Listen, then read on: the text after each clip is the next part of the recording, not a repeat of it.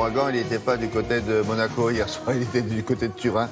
Alors expliquez-nous ce qui s'est passé entre qui et qui. Alors c'est la Ligue des Champions, demi-finale aller entre Monaco et la Juventus Turin. Voilà le club italien qui est largement au-dessus des autres de l'autre côté des Alpes, et les Français qui sont aussi au-dessus des autres en ce moment en Ligue des Champions, en Ligue 1. Bon, bah ça s'est pas bien passé pour les Français.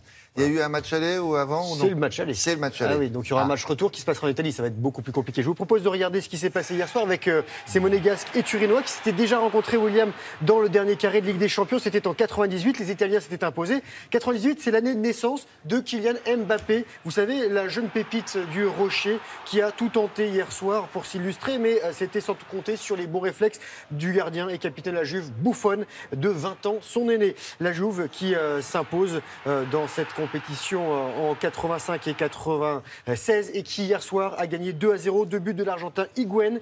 C'est 4 et 5e but en Ligue des Champions. Cette saison, Monaco, finaliste 2004, doit croire au miracle pour ce match retour qui se passera en Italie mardi prochain. C'est aussi en Ligue Europa qu'il y a les Français, cette fois-ci demi-finale entre l'Ajax Amsterdam et Lyon. Lyon qui a été écrasé aux Pays-Bas. L'OL qui encaisse 3 buts en 1 heure. Traoré, Dolberg et Younes. Valbuena qui va quand même réduire le score, mais bon, ça ne suffira pas parce que les Néerlandais inscrivent un dernier but par Traoré qui avait ouvert la marque, donc doublé pour ce garçon. Défaite lyonnaise 4-1, match retour à Lyon, ce sera dans une semaine. Ça, ce sont de jeunes Français en bleu, ils ont moins de 17 ans, ils disputent leur Euro en ce moment. Premier match, première défaite face à la Hongrie, ça se passe en Croatie, et la Hongrie qui s'impose 3-2. Le Français en bleu que vous venez de voir, il est lyonnais, qui s'appelle Guéry, et c'est lui qui a marqué le 2 buts français, mais qui n'était pas suffisant. Il a moins de 17 ans, lui? Moins de 17 ans, oui. Ils sont costauds, hein? Voilà. Ouais, ils sont plutôt charpentés, ces garçons. Ah ouais? Bon. Allez, la suite, s'il vous plaît, On a monsieur encore une défaite Tournon. française, c'est en handball. Vous voyez, je ne vous ai pas dit qu'est-ce qu'il y a d'autre. Hein. Non, ça va. Mais j'aime comme bien ça le monsieur non, Tournon. mais j'ai noté avec des phrases que vous aimez bien, puis les autres. Qu'est-ce qu'il y a d'autre? Oui, je l'aime bien celle-là. Bon, qu'est-ce qu'il y a d'autre, William? Il y a du handball avec une défaite française dans la qualification pour l'Euro. Regardez les Français, ils étaient en Norvège, la France en blanc de retour à la compétition après son titre mondial qui a perdu à Oslo 35-30. Les tricolores restaient sur une série de 13 victoires consécutives. Les Norvégiens se sont vengés. Ils avaient perdu face aux Français en finale du dernier mondial en janvier.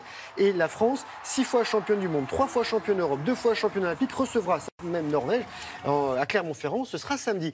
Monsieur Richard Gasquet est à Estoril. C'est le dernier Français en lice. Il se qualifie pour les quarts de finale. Estoril, c'est au Portugal.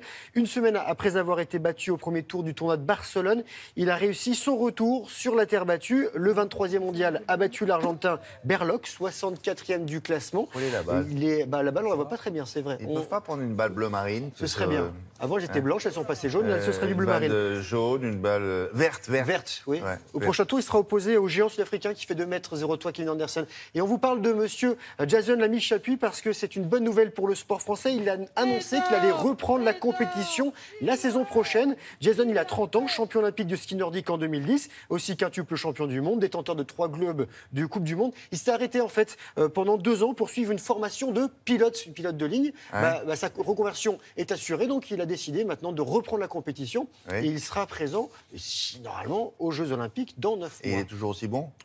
On verra. Voilà, il s'est arrêté il y a 2 ans. Bon, allez, qu'est-ce qu'il nous reste? Un petit peu de basket NBA. Vous savez que là-bas, il y a ce qu'on appelle les playoffs. Il y a la conférence Est, conférence Ouest, et ensuite, il y a une finale. Bon, pour l'instant, ça se passe à l'Ouest et ça se passe bien pour les Spurs. Oui, il faut suivre, William.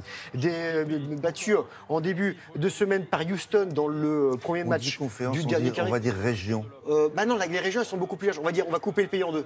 Oui, la région Ouest et la région Est. Voilà, très bien. La région Ouest. Ça vous va comme ça?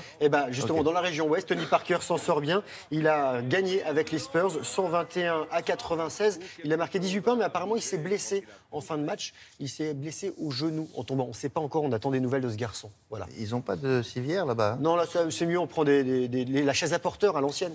Voilà, c'est plus simple. Ah ouais. Non okay. Bon. Ils sont petits, les terrains de basket, donc si vous mettez une civière, ça prend tout le terrain. Il a terminé. À plus tard. Il a terminé.